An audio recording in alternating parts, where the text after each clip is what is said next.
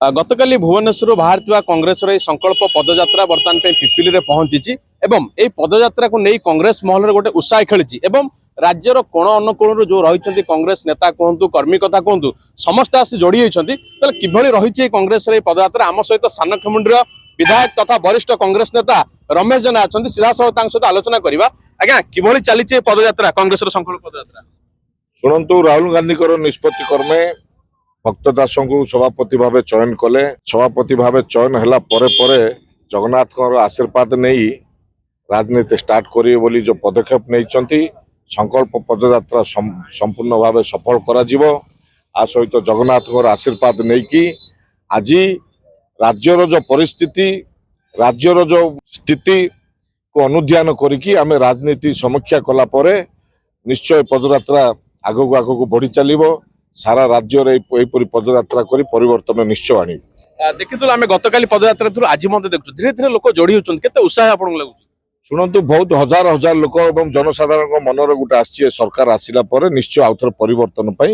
निश्चय एबड़ू स्टार्ट हो गला निश्चय परिवर्तन हम आ गोटे सब बड़ कथा जो देखिए राहुल गांधी जो भारत जोड़ यात्रा करते सफलता मिलता आज ये जो कांग्रेस बर्तमान पे संकल्प पदयात्रा ये कांग्रेस को केते फायदा देव बहुत फायदा देव कारण जे सरकार आसिला परे जो लोक माने जनसाधारण जो अतिष्ठ हो गले जहाद्वारा परिवर्तन निश्चय एबड़ू चाहूँ जनसाधारण निश्चय परिवर्तन हो गोटे बड़ कथा हूँ जो कांग्रेस पीसी सभापति कांग्रेस भितर गोटे देखा जाए गोटे विवाद देखा दे एवं दिल्ली ग्रस्त हुए एथर जो पीसी सभापति नहीं आगू आप केते दूर बढ़े और एकता केते आपण जे विवाद भितर थे जे विवाद को टाणी आनिबे निश्चय से विवाद पछर गोड़ेब खाली कांग्रेस दलर नहीं कि बीजेडी दलर नहीं कि बीजेपी दलर नहीं वर्तमान जो परिस्थिति भक्तचरण दास को विवाद भितर नांती समस्त को नहीं चलला भाया से कैपेसिटी अच्छी एवं समस्त को नहीं सांगरे कांग्रेस गढ़ला भाया शक्ति अच्छी जो माने विगत दिन में कांग्रेस छाड़ी अन्य दल को जाते गोटे घर बाढ़ा चर्चा होची कौन कहे निश्चय बहुत जन आशावादी अच्छा कांग्रेस मिसवाई स्वागत करा मिसिले आगू केते मिसबे निश्चय कांग्रेस शक्ति गुटे गुटे गुटे गुटे 29 बेलू आम पूरा मैदान रेडी थी सरकार गढ़ी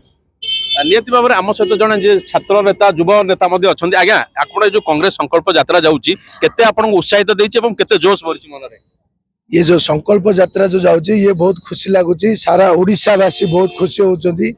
श्री जगन्नाथ पाखु जाइए दर्शन करी आसिकी ये स्टार्ट करा ओडिशा भितर जिते दुर्नामा अच्छी भ्रष्टाचार अच्छी से सब पदार पड़ो मन आपन जेतु जने गोटे युव नेता युवक मान भीतर भक्तदास सभापति भाव केते जोश अच्छी पूरा 100% जोश अच्छी पूरा यंग मास पूरा गोटे ही ओडिशा जाक जे भक्तदार देले जोड़ा कि कांग्रेस आगू जापर निहाती भाव में शुणुले जो मैंने कांग्रेस नेतृत्व रही कि भाव में कहते यही संकल्प यात्रा द्वारा से उत्साहित रहा सहित आग को कि भाव में कांग्रेस सशक्त हो एवं जो रही दुर्नीति विरुद्ध तार लड़ाई जारी रखिए जहाँ कांग्रेस नेतृत्व माने मत दौले पिपिली संजय प्रधान नंदीघोष टीवी।